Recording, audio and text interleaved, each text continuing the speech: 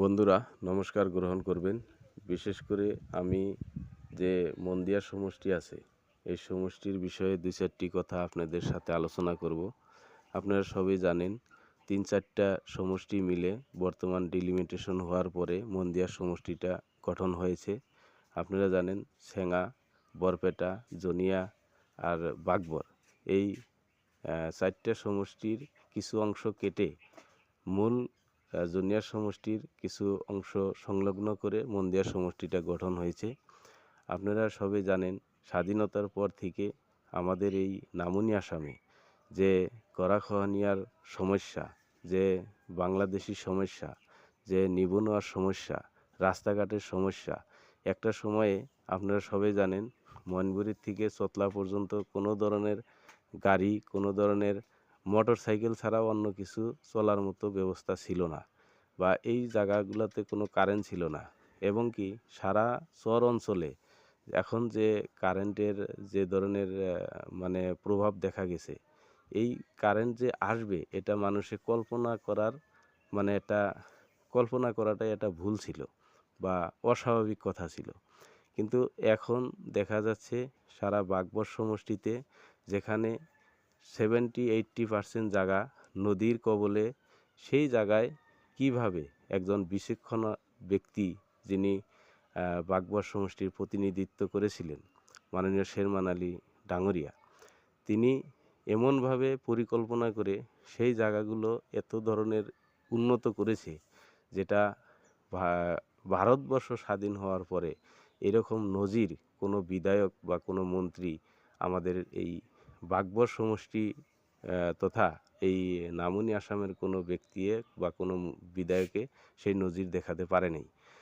মানুষে অনেক সময় বলে যে দলে থেকে এমএলএ হতে লাগে, সরকার পক্ষ থেকে এমএলএ হতে লাগে, কিন্তু এই কথা যে ভুল সেটা প্রতিপন্ন করে আমাদের শেরমান আলী সাহেব, যিনি সেই সব ভুল ভ্রান্তি মানুষের মন থেকে দূর করার জন্য সক্ষম হয়েছে।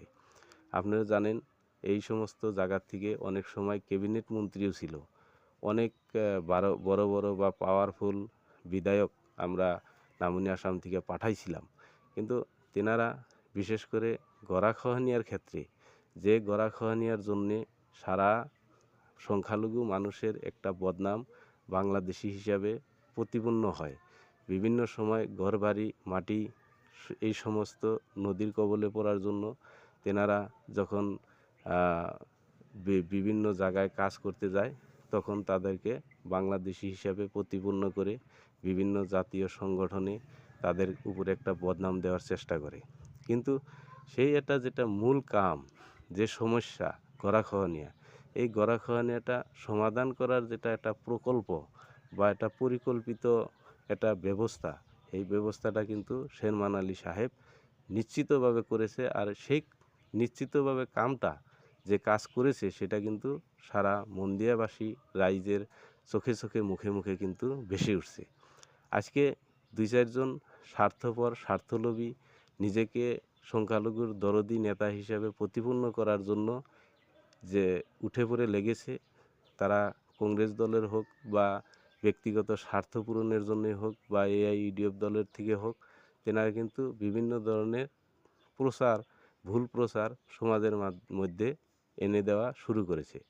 তেনারা অন্য কিছু তুলনা করতে না পেরে তেনারা রাস্তাঘাট কত উন্নতি করেছে, তেনারা গরাখহনিয়া কত প্রতিরোধ করেছে, তেনারা কারেন্ট কত মানে উন্নত করতে পেরেছে, তার কথা কিন্তু আমাদের শেরমান আলী সাহেবের সাথে তুলনা না করে তেনারা ভুল প্রোপাগান্ডা কতগুলো সমাজের মাঝে প্রচার করতে শুরু করেছে, যেটা শেরমান আলী মানুষকে দম দেয়, শেরমান আলী অফিসারদেরকে গালিগালাজ করে। আরে ভাই, এইসব তো আমাদের সাধারণ জনগণের দেখার বিষয় না। সাধারণ জনগণের দেখার বিষয় হয়েছে আমরা আমাদের সমস্যাগুলা বিধায়কে সমাধান করছে কিনা, এইটা সে দেখার বিষয়। আমরা তিনি কাকে গালিগালাজ করেছে, কাকে দম দিয়েছে, সেটা তিনি দেখবেন। তিনি যদি অন্যায়ভাবে করেছে সেটা আইনগতভাবে তেনাকে আইনে শাস্তি দিবে, আর যদি অন্যায়ভাবে করে নাই সেটা আমরা আব্দুল খালেক বলবে, রফিকুল ইসলাম বলবে, বা সমাজের কোনো ব্যক্তি বুদ্ধিজীবী মানে এটা কি কয় ছদ্মবেশী বুদ্ধিজীবী বলবে, সেটা তো আমরা শোনার প্রয়োজন নাই। আমরা জানি তো তিনি যে কাজ করেছে, তিনি যে কাউকে গালিগালাজ পেরেছে, তাদের ভুলের জন্য গালিগালাজ পেরেছে। আমাদের সমস্যার সমাধানের জন্য যদি কোনো অফিসারকে গালিগালাজ পারে, আমি তো মনে করি ওটা আমাদের জন্য সৌভাগ্য। গতিকে বিভিন্ন জনে বিভিন্ন কথা বললেও আমি মনে করি আমাদের যে সমস্যা, আমাদের যে সংখ্যালঘু মানুষের যেসব দুঃখ কষ্ট, এইসব দূর করার জন্য শেরমান আলীর মতো একজন যোগ্য প্রার্থীর প্রয়োজন। আজকে বিভিন্ন জনে বিভিন্ন দলের কথা বলে, তেনাকে দলে থেকে বহিষ্কার করে, তেনাকে যদি সংখ্যালঘু মানুষের কথা, সংখ্যালঘু সমস্যার কথা যদি দলের মজিয়ায় উত্থাপন করে, তেনাকে বিভিন্ন ধরনের তেনাকে ছোট করে রাখার চেষ্টা করা হয়। এসব তো আমাদের জন্যে তিনি করেছেন, কিন্তু আমাদেরকে ভুল বোঝানো হয় যে তিনি কোনো দিনও একটা দলে থাকতে পারে না। আরে দলে থাকতে পারে না, দলে তোমরা রাখো না কেন? তোমাদের দলে তো সে দল বিরোধী কোনো কাজ করে নাই। তিনি যেটা বলেছে, তিনি যে জাতির থেকে, যে সংখ্যালঘু অঞ্চলের থেকে বিধায়ক হয়েছে, তাদের সমস্যাগুলো সমাধান করার জন্য তো তিনি দলের মজিয়ায় উত্থাপন করবেই। তার জন্য তো তিনি খারাপ হওয়ার কোনো কথা নাই।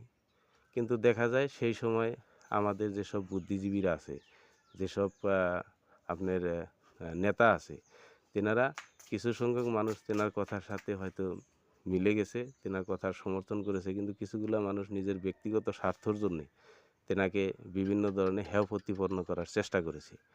তো তাই আমি অনুরোধ করছি, আপনারা স্বাধীনতার পরের থেকে যে কাজগুলো হয়েছে, নামনি আসামের বহুত বড় বড়, বহুত পাওয়ারফুল মন্ত্রী বিধায়ক আমরা বানিয়েছি, ক্যাবিনেট মন্ত্রী পর্যন্ত ছিল। কিন্তু আপনারা লক্ষ্য করলে দেখবেন, বাগবর সমষ্টিতে যে কাজের নমুনা শেরমান আলী সাহেব দেখাইয়া যাচ্ছে, সেই কাজের নমুনা আজ পর্যন্ত কোনো মন্ত্রী, কোনো বিধায়ক বা পাওয়ারফুল নেতারা এখন পর্যন্ত দেখাতে পারে নাই। এই কথাটা কিন্তু সাধারণ রাইজে মর্মে মর্মে উপলব্ধ করেছে।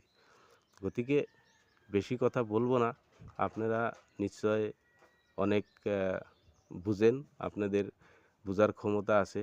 আজকে সব শিক্ষিত মানুষ বাগবর সমষ্টিতে এখন যে ধরনের কাজের মানে গতি চলছে, এই কাজের গতি বা নামনি আসামে একটা নজির, যে আমরা কোনো দলের গোলাম নয়, আমরা এমন মানুষকে ভোট দেব, এমন মানুষকে প্রতিনিধিত্ব বানাবো, প্রতিনিধি দিব, যিনি আমাদের কাজ করবে, যিনি আমাদের সমস্যার সমাধান করবে, যিনি বিচক্ষণতা প্রকাশ করবে, সেই ধরনের মানুষকে আমরা ভোট দিব, প্রার্থী বানাবো।